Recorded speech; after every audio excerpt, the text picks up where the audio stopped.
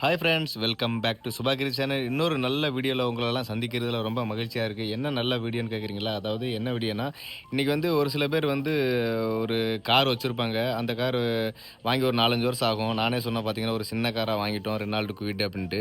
அந்த காரை வந்து உடனே ஒரு 2 வருஷம் 3 வருஷத்தில் வந்து அப்கிரேட் பண்ணுற மாதிரி அப்படின்னு யோசிப்பாங்க. அந்த அப்கிரேட் பண்ணுறது அவசியமா, தேவையானதா, யாரெல்லாம் அப்கிரேட் பண்ணலாம், யாரெல்லாம் அப்கிரேட் பண்ணாமல் இருக்கிறது நல்லது, அதை பற்றியான டிஸ்கஷன் தான் இந்த வீடியோ இருக்க போகுது.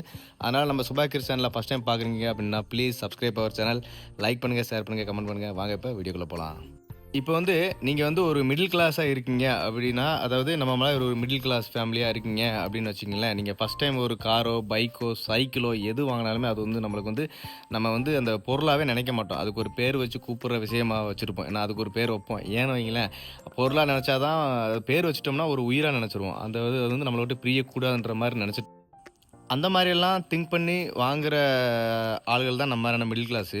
அவங்கெல்லாம் கண்டிப்பா அப்கிரேட் அடிக்கடி ஆகலாமா அப்படின்னு கேட்டிங்கன்னா, என்ன பொறுத்தளவு நான் வேணான்னு தான் சொல்லுவேன். ஏன்னு கேட்குறீங்கன்னா, ஒரு காருன்றது விலை வந்து ஒரு மினிமம் வந்து இந்த காலகட்டத்தில ஒரு ரூ. 7,00,000 இல்லாம ஒரு பேசிக்கா சின்ன ஹேட்ச்பேக் வண்டி கூட வாங்க முடியாது. அந்த மாரி நிலைமையில் இருக்கு. அதுவும் கூட நம்ம மாரியான மிடில் கிளாஸ் வந்து உடனே அந்த ரூ. 7,00,000 ஃபுல் கேஷ் வாங்குவோமா? இல்ல. ஃபுல் கேஷ்ல வாங்காம இஎம்ஐல கொஞ்சம் டவுன் பேமெண்ட் கட்டி இஎம்ஐல கட்டுற மாரி தான் இருக்கும்.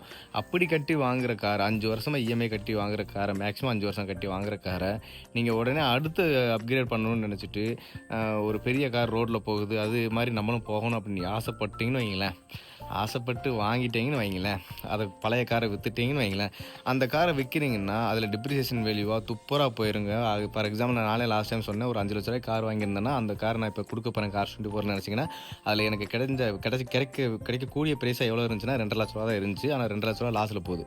அப்போ அது எனக்கு தேவையா அப்படின்ட்டு எல்லாமே கால்குலேஷன் பண்ணி பார்த்துட்டு எனக்கு வேணான்ற மாதிரி அதனால் விட்டுட்டேன். கியா கேரன்ஸ்னு புக் பண்ண போனேன். அது இங்கே தேவையாக இருந்துச்சு. அதுலேருந்து வருமானம் வர்றதுனால தான் நான் எக்ஸ்சேஞ்சுக்கு போகிற மாதிரி இருந்துச்சு, அப்கிரேடும் பண்ணுற மாதிரி இருந்துச்சு. அதுவும் கேன்சல் ஆனாலும் நான் வேணான்னு சொல்லிட்டேன். அதுதான் என்னோட அது நானும் ஒரு மிடில் கிளாஸ் தான். என்னோட ஒரு கரெக்டான முடிவுன்னு நான் நினைக்கிறேன். இது நீங்கள் இல்லையா கரெக்டா அப்படின்றத நீங்கள் கமெண்ட் பாக்ஸில் கமெண்ட் பண்ணுங்கள். இதே மாதிரி தான் நான் உங்களுக்கும் சொல்ல வரேன். என்ன மாதிரி நீங்களும் ஒரு மிடில் கிளாஸாக இருக்கீங்க. இப்போ தான் நீங்கள் வந்து உங்கள் குடும்பத்திலே உங்களால் தான் அந்த குடும்பம் கொஞ்சம் இதாக வந்துட்டுருக்கு அப்படின்னு நினச்சா, அந்த மாதிரியான விஷயங்களை யோசிச்சுவாங்க. இப்போ நீங்கள் வந்து யார் அப்கிரேட் பண்ணலாம், இப்போ யார் அப்கிரேட் பண்ணக்கூடாது அப்படின்னு நான் சொல்லிட்டேன். ஏன்னா ஒரு அஃபோர்டபிலிட்டி இல்லை, நம்மளால் அந்த காரை வச்சு நம்மளுக்கு எந்த யூஸும் இல்லை அப்படின்னு நினச்சப்ப அதை வேணாம், அப்கிரேட் பண்ண வேணாம். அதுவும் நம்ம மாதிரியான மிடில் கிளாஸு அப்கிரேட் பண்ணவே வேணாம். அந்த பழைய காரை வச்சுட்டு அதை அதை வந்து மெயின்டைன் பண்ணி எல்லாம் ஓட்டுறதே பெரிய விஷயம். சரிங்க பாஸ், இப்போ நான் ஏழையாக இருக்கிறவன் ஏழையாக தான் இருக்கணுமா, ஏன் அப்கிரேட் பண்ணக்கூடாதுன்னு சொல்கிறீங்க? அதை சொல்லலைங்க பாஸ். அதாவது உங்கள்கிட்ட பணம் இருக்குது, இப்போ தான் சொல்ல வரேன், அப்கிரேட் யார் பண்ணலாம். இப்போ உங்கள்கிட்ட பணம் இருக்குது, அந்த பழைய காரும் வச்சுக்கலாம், இன்னொரு 2-3 காரும் வாங்குற அளவுக்கு பணம் இருக்குது அப்படின்னா, அந்த இருக்குன்னா நீங்கள் வந்து எத்தனை கார் வேணால் வாங்கலாம், அதுக்கு நான் குறைய சொல்லலை. அந்த மாதிரியான ஆள்களுக்கு வந்து நீங்கள் உடனே கூட அப்கிரேடும் பண்ணிக்கலாம். அப்கிரேட் பண்ணுறதா இருந்தாலுமே அதை தேவைகளை பார்த்துட்டு நீங்கள் அப்கிரேட் பண்ணுங்கள்.